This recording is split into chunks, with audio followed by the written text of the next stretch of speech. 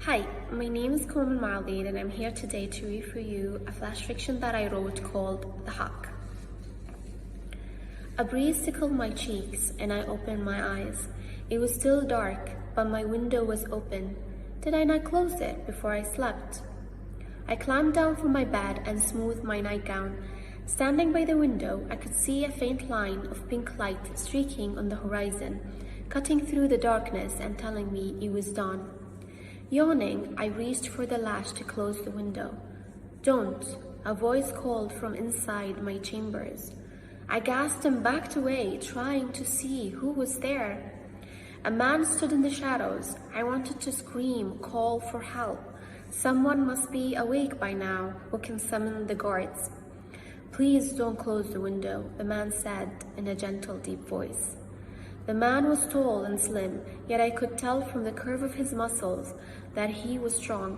His hair, long and black, fell over his face. The man, a stranger to me, was standing in my chambers. "Who are you? What are you doing here?"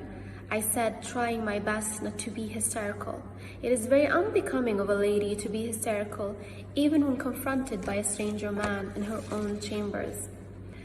"I am the one you have been kindly attending to," he said, still hidden in the shadows. I was confused. I didn't tend to any man. The only thing I was tending to was the hawk, I whispered, and turned to find a golden cage sitting on my table, empty. I had bought it for a hawk I found injured in the gardens a fortnight ago. It was just a normal hawk with a wound on his chest. For days I nursed him and talked to him. It was just a hawk.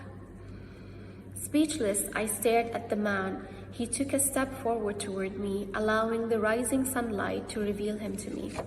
A freshly healed wound cut through his bare stomach. He raised his head and his hair fell back, uncovering his eyes. They had the same blue irises with golden rings, just like the hawk. "This is madness." "I can prove it to you. When the light covers my whole body, it shall turn. But when that happens, I can no longer talk to you." "I was hoping you would wake up," he said, and his lips curved in the most beautiful, sad smile. It broke and mended my heart all at once. "Why?" was all I could say to this man who claimed to be a hawk. "I have watched you for 2 weeks. I listened to your conversations, and I had the pleasure of you tending to my wounds.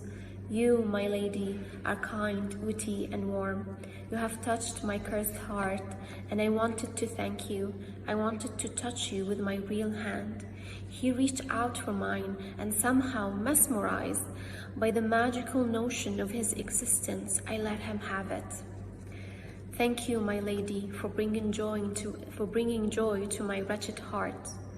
His smile widened and the air was knocked out of me.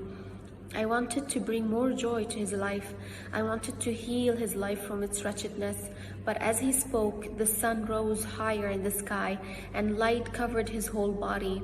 His skin glowed.